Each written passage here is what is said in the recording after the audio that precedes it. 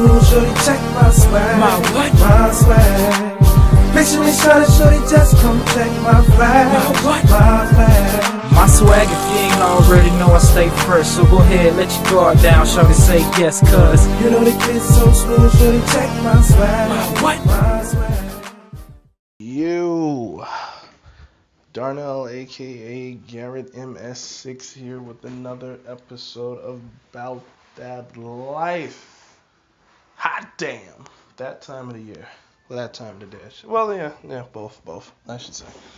But, alright, straight into it. So, I got pretty good feedback last time from the first episode. So, of course, thank you all very kindly for that. It does motivate me, and we'll get to that word in a minute. But, of course, I did get a lot of feedback. Probably the main takeaway that kind of caught me off guard is how many people didn't know or assumed that I had always looked the way I look. I guess that caught me off guard more than anything, that people were like, wow, I didn't know. I honestly didn't know.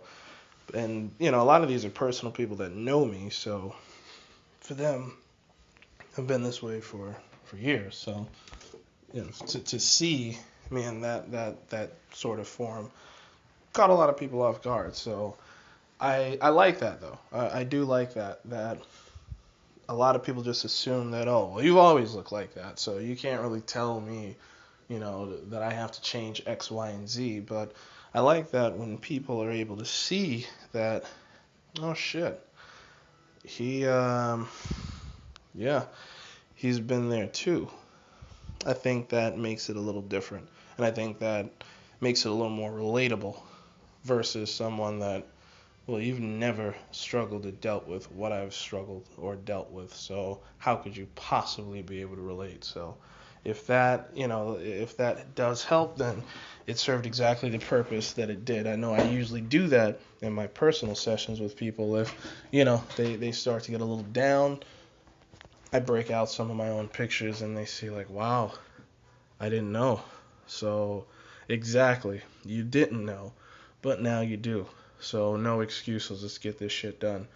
But in any event, today we're going to be talking about something that comes up all the time, and I don't know why, but it's a very, I don't know, it's a difficult to cover topic, so to speak, but that is going to be where or how to start. So, I mean, that is a tricky question.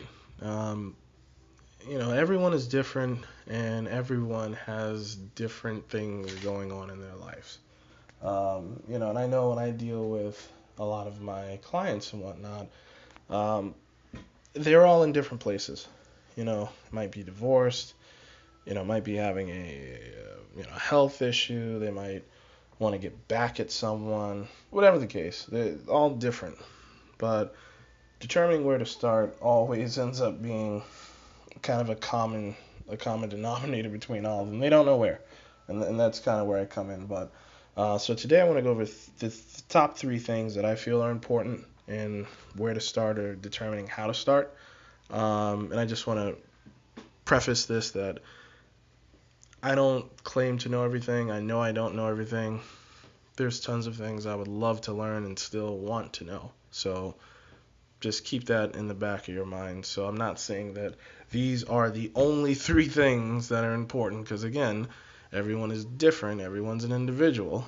I'm just saying that in most circumstances, these are things that appear to be kind of common. So let's get right into it. The first word, and I had already kind of mentioned it earlier, of course, is motivation.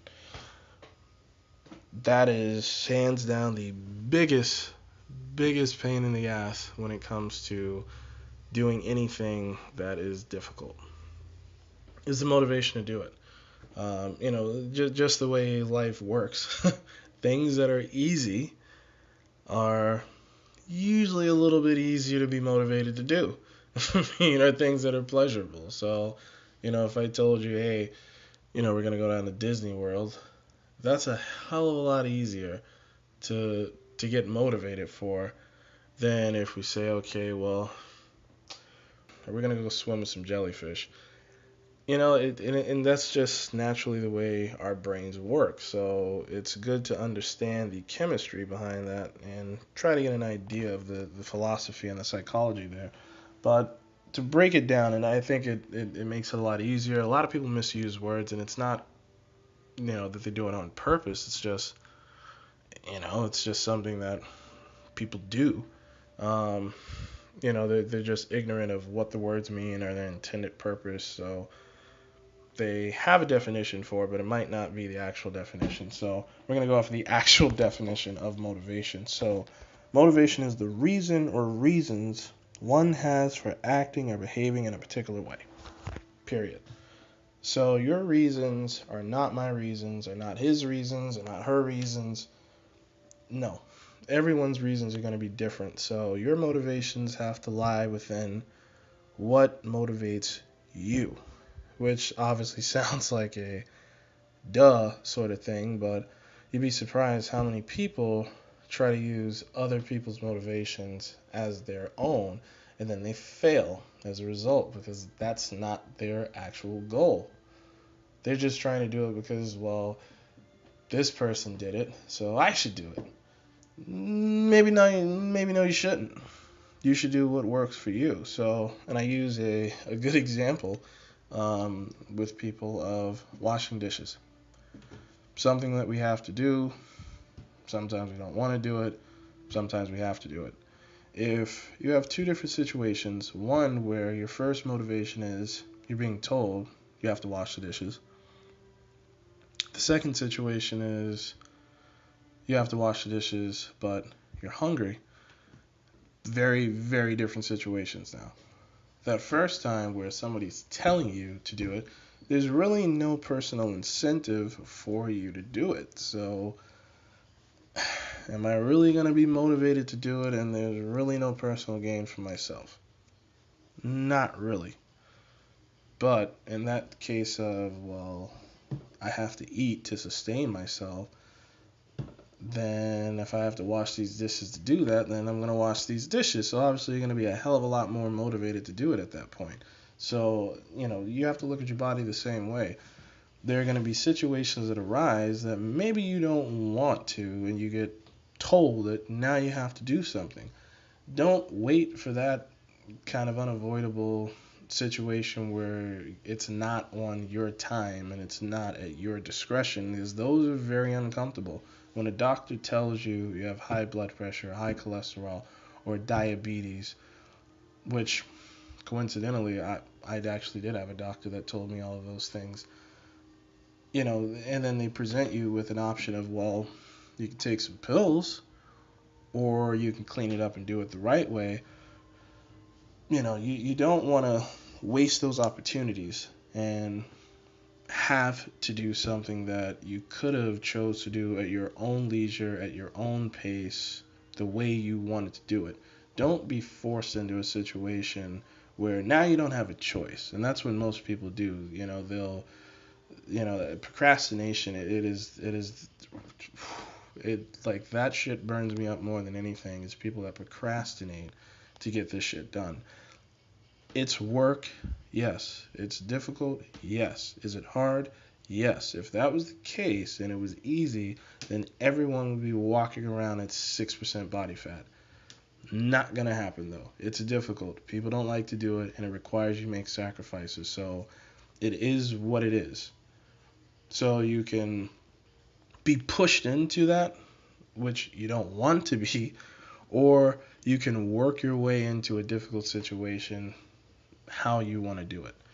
But I would feel that the motivations, they vary from different people. Some people, they just want to look nice. Some people, they want to impress somebody. Sometimes they want to, they're just vain. They want to take their shirt off. Whatever your personal motivations are, those are what you need to find within yourself. And that's something that I go over a lot with people as well, that I can't tell you what's going to motivate you. Only you know that. Maybe Your motivation is the fact that, well, after this this difficult training session, I'm gonna get some bomb ass protein.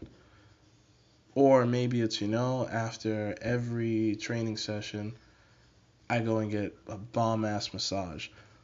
Or after every training session, I go get Chick-fil-A. It doesn't matter. Whatever your motivations are, that's what you need to figure out. So, and I know for some people it's difficult to decide, what should motivate them.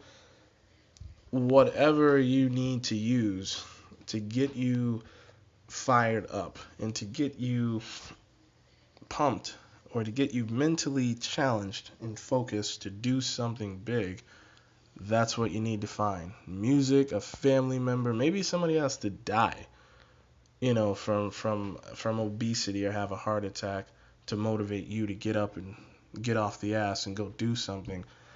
Whatever that is, that's what you need to find. And again, like I said, I can't tell people this is what should motivate you. I mean, I can give them, scenarios that, if you don't, here's a couple of things that could happen, but ultimately you have to decide what makes you passionate, what gets you fired up, and then go attack that and bring that to your workout or to your meal plan or whatever the case is. The second thing I feel is important is organization. We're going to break that down to organization. To make arrangements or preparations for an event or activity. Christ almighty, I have no idea how many people have no fucking clue what they're doing when they go down to the gym. They have no idea. They don't know where to start. They don't know what machine to use. They don't know what order to do it. They have no idea. They just go down because they feel like they should be there. And even though it's good to have that, that spur of the moment intensity, to get it done, at the same time, you have to figure, where are we going to start? What's the plan here? You don't get into the car and then decide at that point, all right, what are we going to do? No. You determine that while you're getting dressed, when you wake up, this is what I'm going to do for the day. So by the time you get in the car, you're ready to take off and go. You don't wait until you're in the situation and then just kind of freestyle on the go. That's no. He who fails to plan plans to fail. That's always been something I've been taught. And if you fail to plan, you're gonna fail.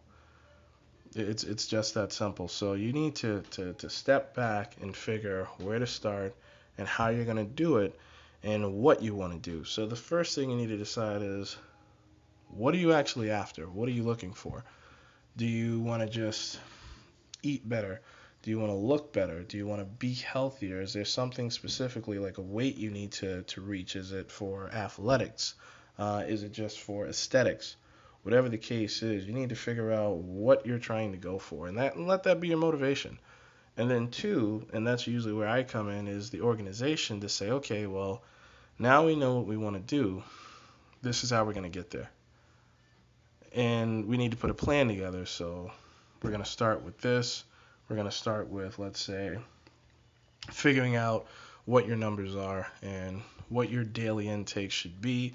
And then we're going to slice that by, let's say, 300 or 500 calories or so, and we'll start there. And then we'll see how your body responds. And then, we'll go with some basic calisthenic training or some body weight training, and then see how we respond there. And then if that works good, then maybe we'll move to resisted training. Whatever the case is, it's going to be a planned, organized approach. It's not just, all right, I'm here, I'm going to do some bench, I'm going to do some curls, I'm going to do some squats, I'm going to do a little bit of running, I'm going to do some ball work, I'm going to do some rope work, I'm going to then swim. You have to come at it in an organized, focused way. Your body doesn't work very well when you're throwing a whole bunch of shit at it at once.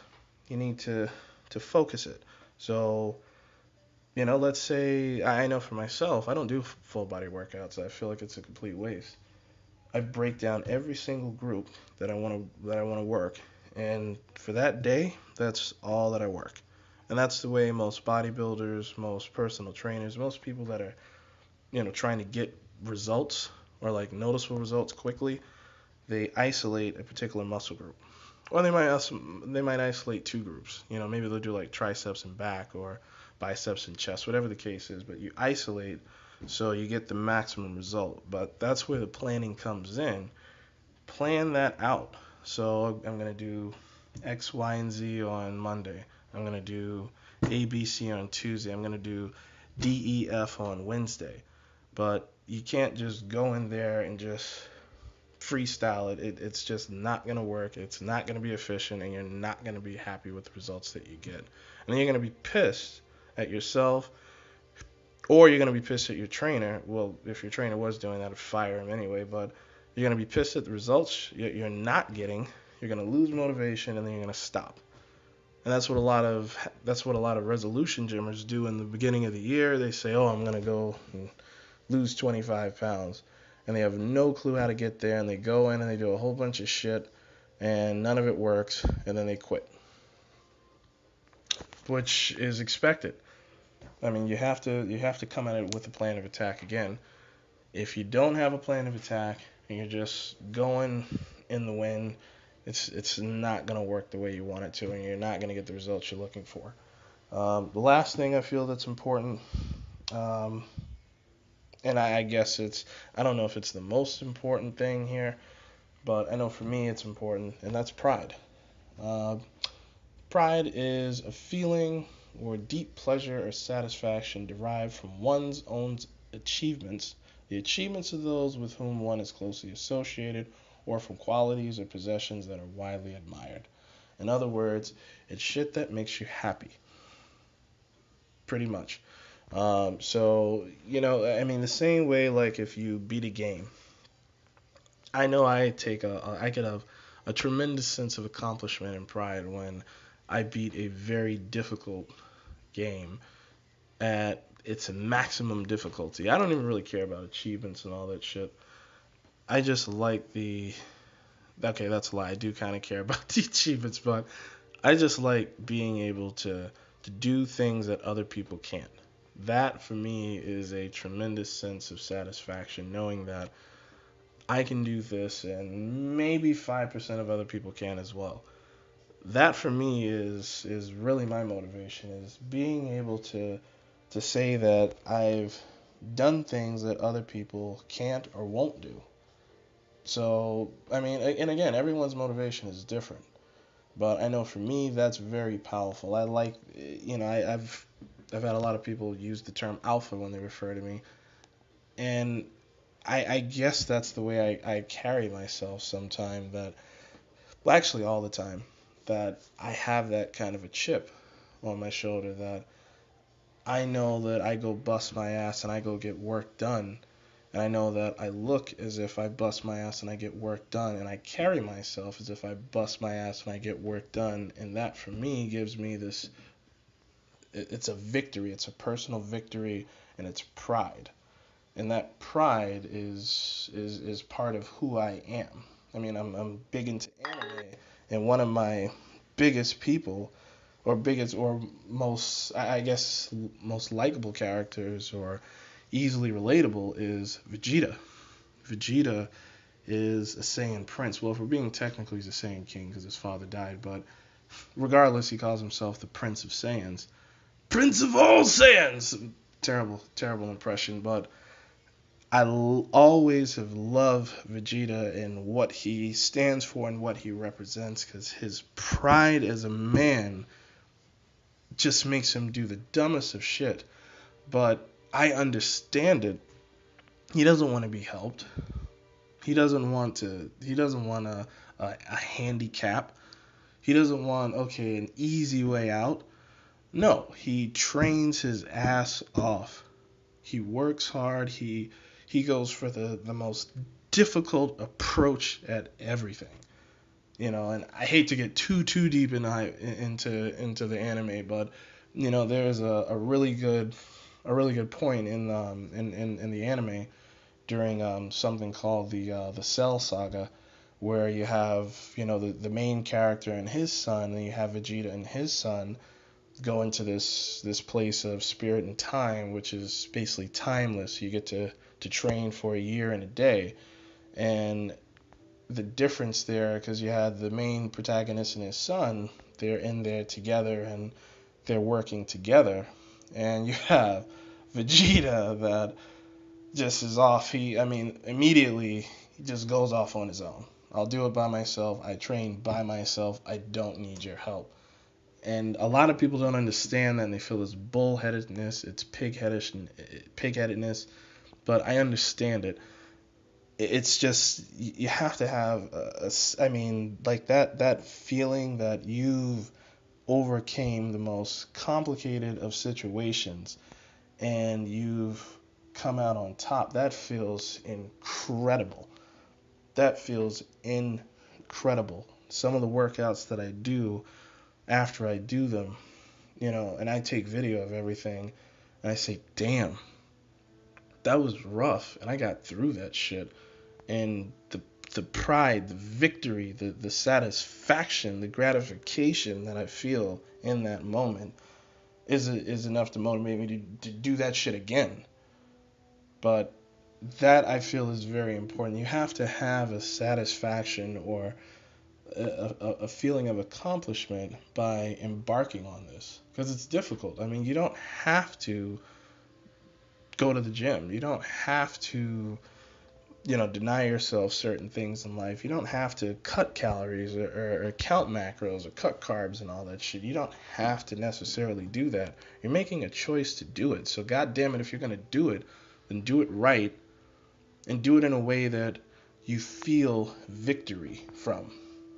And do it in a way that you feel like you're personally, I hate to rip off a term, but another video game term, I should say, genetically superior. If you know Grand Theft Auto, you know exactly what I'm referring to. But be genetically superior. Stand out from the rest of the world. You can spend, to rip off another phrase, you can, C.T. Fletcher actually said that you could spend, a life as a sheep or 10 minutes as a lion. I'm going to take the 10 minutes as a lion. I'm not a fucking sheep. I'm going to be a lion. But you have to have that pride to want to go after something that isn't easy, or that isn't something that everyone can do, and take that as a personal challenge and go take that shit down and feel good about it and want to come back and do it again the next day, and come back and do it again the next day, and come back and do it again the next day. That's what pride is. And pride isn't something you can learn. It's not something that can be taught. You just have to have it. You have to want to go get it. You have to want to earn it. You have to want it. But I feel like that is extremely important for me. But it's also very important for starting a new plan. And I think it reaffirms, I should say. I think it's a way to reaffirm what you're doing, and to give you that boost that I know what I'm doing it for, and I know what I'm going to get out of this. So you have the motivation to say, hey, I'm going to go down for whatever reason, and I'm going to go beat the hell out of myself tonight. You come at it with an organized plan for how you're going to systematically, I should say, wow, that was terrible. How I'm going to systematically destroy and rebuild each part of my body. And then, of course, last but not least, I'm going to take pride in the results that I get, and just being able to do what I'm able to do. And then that comes back around, that pride and that feeling of achievement and satisfaction that you feel is your motivation to keep getting this shit done. And then you stay with your plan, and then you feel that satisfaction and that victory.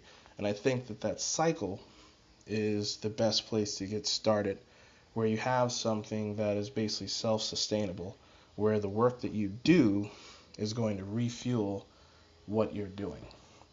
So that's just my personal take on it. Of course, again, I don't know everything. I don't say that I know everything. I don't I don't fake that I do.